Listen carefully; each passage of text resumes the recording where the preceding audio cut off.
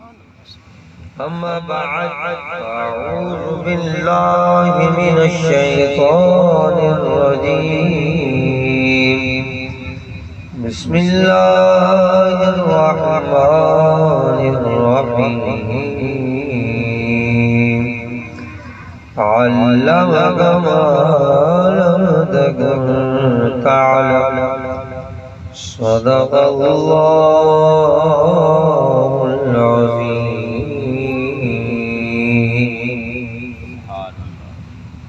تمام ثواب الصلاة والسلام عليك يا سيدي يا رسول الله وعلى آلك وصحبك يا حبيب الله. یہ جو محفل ہوتی ہے ان محفلوں کا مین مقصد یہ ہوتا ہے کہ ہمارے باہقین ہیں جو گزر گئے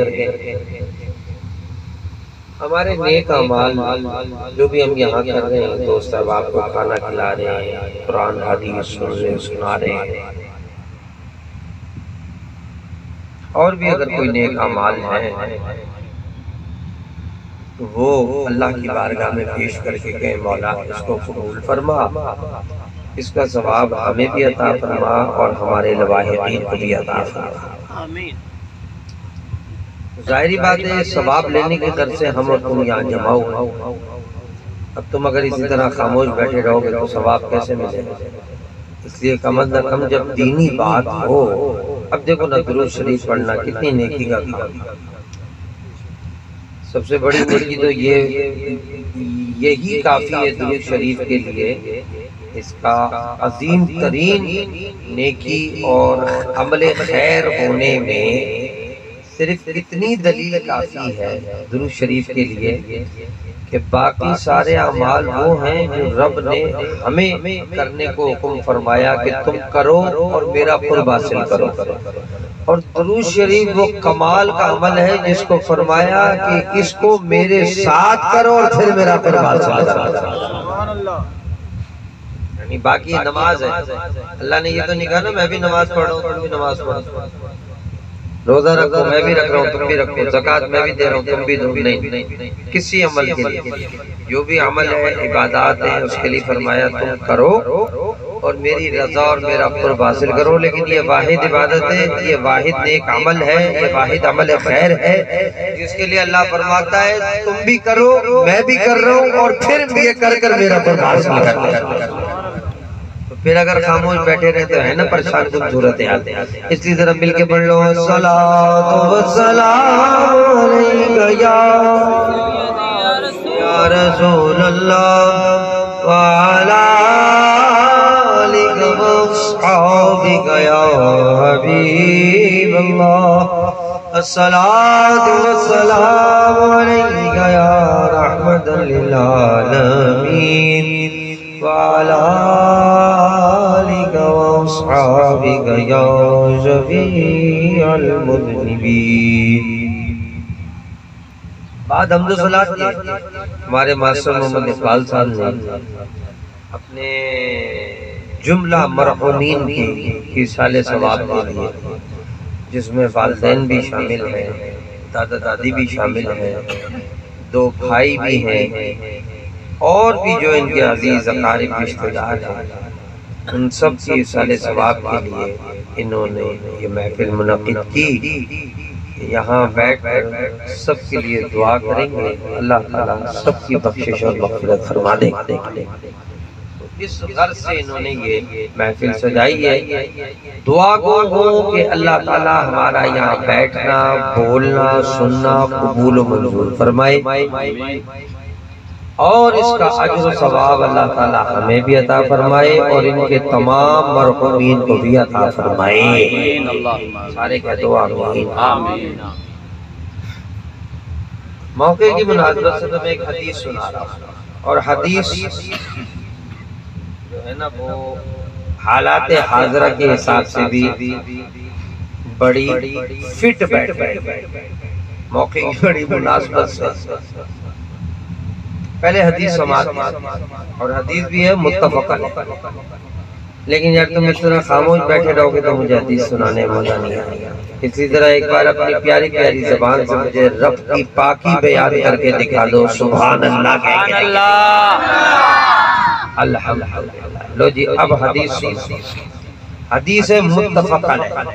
متفق علیہ حدیث تمہیں پتہ ہے بہت ہی جو بخاری میں بھی ہو اور مسلم شریف. بخاری شریف مسلم شریف میں حدیث موجود ہے. اس کے علاوہ اور بھی حدیث کی کتابوں میں یہ حدیث موجود ہے. بڑی پکی حدیث. راوی کون ہے؟ حضرت ابو ہریرہ. وہ اس حدیث کی روایت. حدیث معظم میں نبی رضی اللہ عنہ قال قال رسول اللہ صلی اللہ علیہ وسلم مر رجل بغصن شجرة على الطريق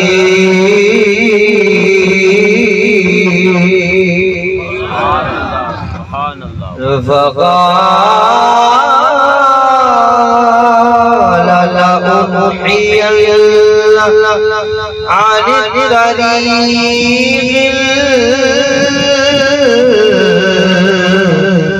المسلمين.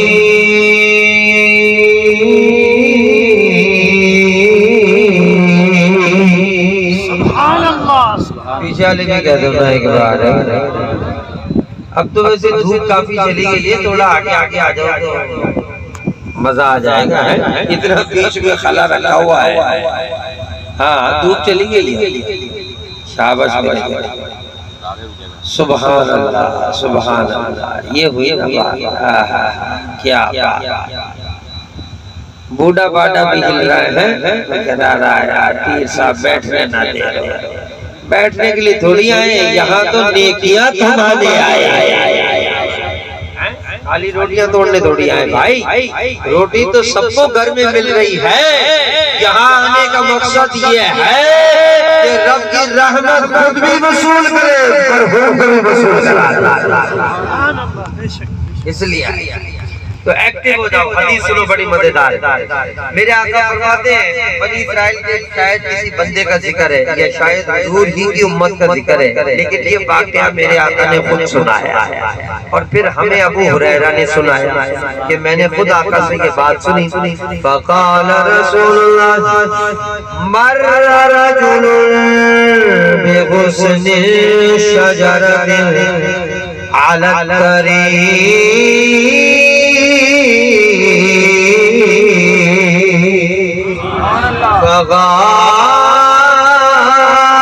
فقال لأضحين عن طريق المسلمين.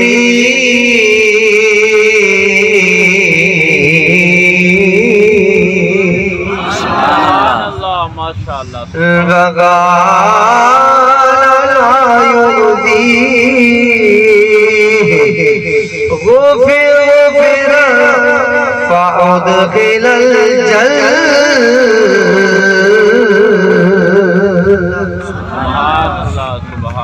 میرے آقا فرماتے ہیں کہ ایک دفعہ کا ذکر ہے کہ ایک بندہ ایک رستے سے گزر رہا تھا. ایک رستے سے مر رجل بطریق حالت طریق, ایک رستے پر سے گزرا. اس کے اوپر بڑی بڑی ایک کانٹے لکڑی درخت کی شاخ جس میں کانٹے واٹے تھے. تو اس نے جب وہ کانٹے بغصن شجرۃ, اس نے جب درخت کی وہ شاخ وہ کانٹے وہ جب اس نے جھاڑیاں بیچ میں پڑی دیکھی تو اس نے کہا یار یہ تو رستے میں پڑا رکھنا صحیح نہیں ہے, کہیں کسی کے چک جائے, کسی کے ٹائر کے نیچے آئے, گاڑی کا ٹائر پھٹ جائے. خیر اس زمانے میں تو ٹائر وائر ہوتے رہتے, پیدل چلا کرتے تھے, یاد آتا گھوڑے گدھے ہوا کرتے تھے, ان کے پاؤں میں چھپ جائے, بندے کے پاؤں میں چھپ جائے, کسی کو نقصان پہنچ جائے, تکلیف پہنچ جائے. تو اس نے کہا لأنحین عن طریق المسلمین, میں یہ کام کرتا ہوں کہ اس کو رستے سے اٹھا کر سائیڈ پر تاکہ لا یؤذی مسلمانوں کو اس سے اذیت نہ پہنچے. یہ لکڑی مسلمانوں کو تکلیف نہ پہنچائے، صرف یہ خیال کر اس نے وہ رستے میں پڑی ہوئی شاخ، ٹہنی، جھاڑی، وہ لکڑی کا جھمگٹا جو کہ لوگوں کو، مسلمانوں کو نقصان پہنچا سکتا تھا، صرف اس خیال سے اس نے اٹھا کر اسے سائیکل کر دیا۔ حبیب فرماتے ہیں رب نے صرف اس ارادے پر اس کو جنت سے داخل کر دیا۔ نعرہ تکبیر، نعرہ رسالت، نعرہ رسالت، نعرہ تحقیق، نعرہ تحقیق۔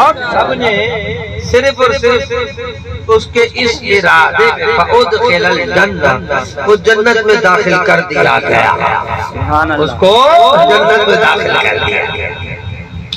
صرف اتنی سی بات تھی۔ اب اس سے دو باتیں سمجھنے والی میرے دوستو۔ سب سے پہلی بات کہ بزرگان دین فرماتے ہیں، صوفیہ فرماتے ہیں کہ کبھی نیکی کو چھوٹا سمجھ کے چھوڑو نہیں اور برائی کو چھوٹا سمجھ کے کرو نہیں۔ پتہ نہیں اللہ تعالیٰ کس نیکی پر چھوٹی سی بے بخشش فرما دے اور کس چھوٹی سی برائی پر ساری عمر کے لیے پکڑ بڑی بے نیاز ذات بھائی، کوئی پتہ نہیں بارگاہ خداوندی میں کس بات کا کیا مقام ہے، کس گناہ کی کیا پکڑ ہے۔ ہم تو تمہیں میجر باتیں بتاتے ہیں جو قرآن اور حدیث میں آئی ہیں، بڑی بڑی باتیں، لیکن چھوٹے گناہ کبھی ایسے ہوتے ہیں جو ہم بڑے مزے سے کر جاتے ہیں اور ہم اس کا احساس ہی نہیں کرتے۔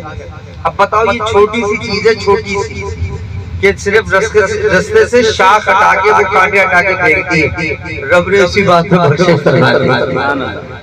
اتنی سی بات بخشش فرما۔ ابھی میں رستے میں آ رہا تھا، میں اس لیے یہ بات کہہ رہا تھا کہ بڑا ٹو دا پوائنٹ حدیث بیان کر رہا ہوں۔ ابھی میں رستے میں آ رہا تھا بھائی، چھوٹی موٹی شاخ نہیں، کانٹے نہیں، جھاڑیاں نہیں، پورا کا پورا رستہ ہی کیچڑ سے ستیہ ناس لگا ہوا ہے۔ حالانکہ حجرہ کلا اتنا بڑا گاؤں، اس کی وہ مین شارع ہے، آنا جانا وہاں سے لوگوں کا۔ اب جو بیچارے جو اسکوٹروں پہ آ رہے ہوں گے ان کے تو کپڑے خراب ہو رہے ہوں گے، اس میں کئی نمازی بھی ہوں گی، سمجھ رہے ہو میری بات؟ کتنے لوگوں کو تکلیف ہو رہی ہوگی، جس کے پاس سواری نہیں اس کے لیے تو ادھر سے ادھر آنا مشکل ہوگی، وہ کسی دوسرے رستے سے ہو کر آئے گا۔ ہے تکلیف کی بات، اذیت کی بات، وہ پورا کا پورا روڈ ندی نالا بنا ہوا، چھپڑ بڑا ہوا۔